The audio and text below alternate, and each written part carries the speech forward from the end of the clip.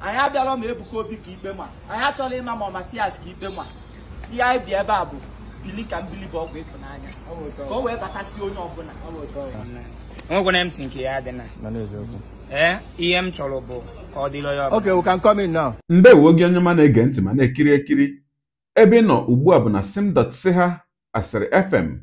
Onye gị na ya nọkwa taa bụ 042 Solex, onye akụkọ ụwa.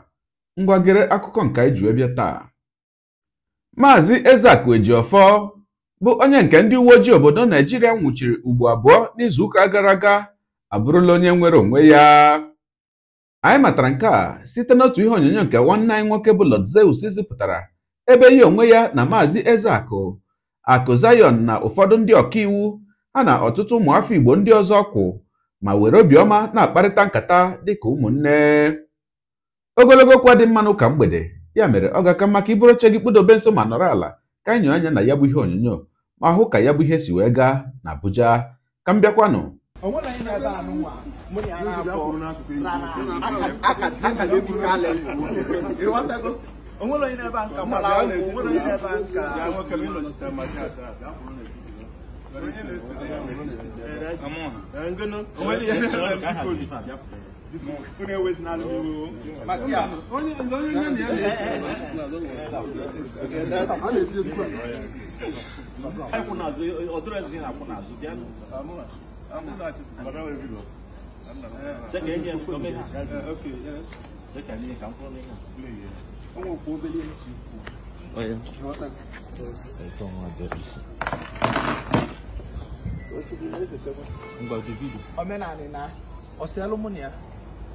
Iman no kata si metis na mom meje sunu nwa afọ ogidi ma ya mezi n'uzi ụmụ oji kọmasị nka Mathias ya adị Oge Ebuka Obi adịkwa bili ka mbili bụ ọgwụ ịfụnanya.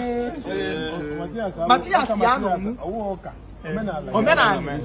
omenala ụzọ eziokwu ya adị onye ọbụla anọ bili onwe ya o wee bata tolerance maka na o na-anụ nwa ka o si ebido ama m ihe m na-ekwu maka na ọ na-anụ nwaanyị si n'ọdụ ụmụnne ndị nọ n'ọgba ndịda amarọ ka o si adị enwe ike chee nọ ihe wọk na-eme ama m ihe m na-ekwu maka o na-aka all those confraternity si bido from igbu mma agbaba egbe so onye si n'ọka ngwa Igbo bụ na udo adịgo udo achigo mmadụ anọchi na nwanne ya onye bili ka mbili onye anyị cha niile na ebe a bụ ụmụnne onye mejọ ya gbagharụ anyị abịala ike ikpe anyị abịala ma Ebuka Obi ka ikpe ma anyị achọla ịma ma Mathias ka ikpe ma ihe anyị bi ebe a bụ bili ka mbili bụ ọgwụ ịfụnanya ka o wee batasị onye ọbụla inidiro ịkọtọ nwanne wee ligolu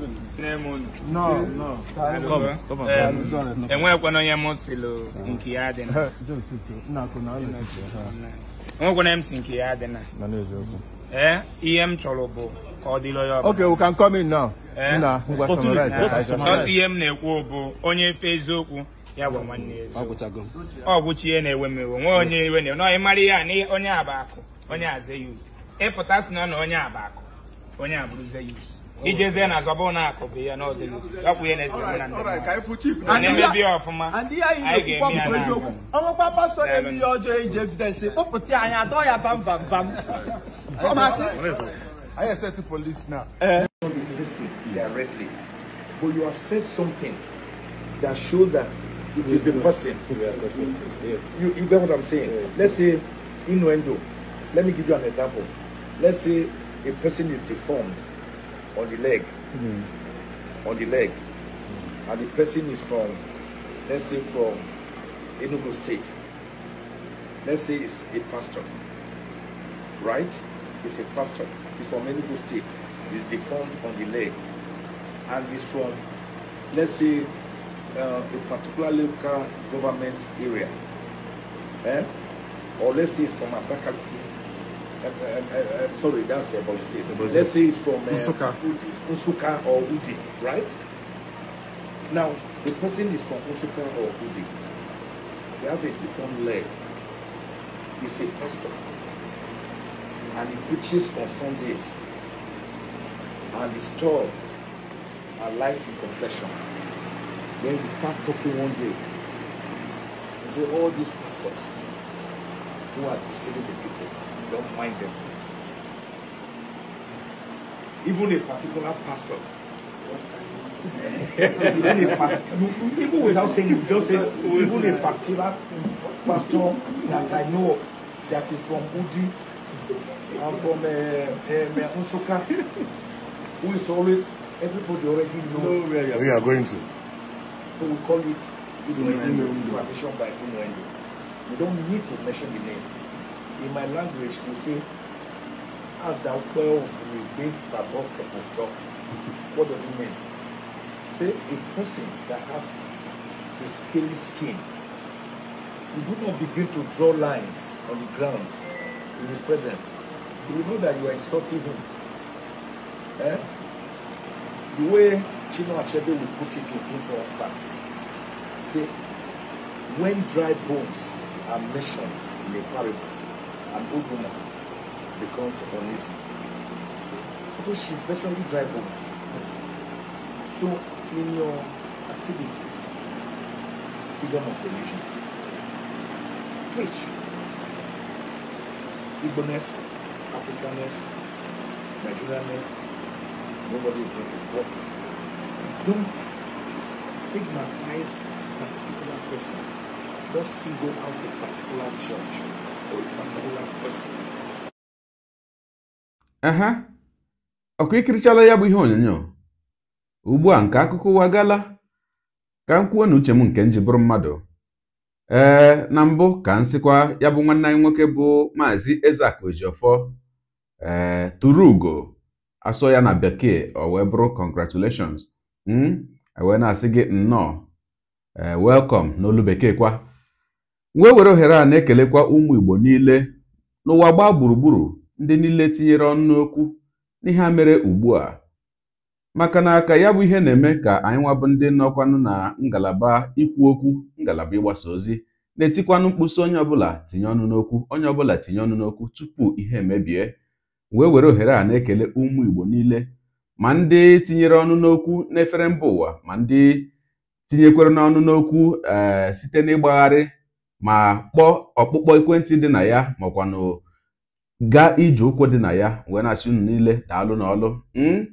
Daalụnụ ka Chineke nna gọzie unu.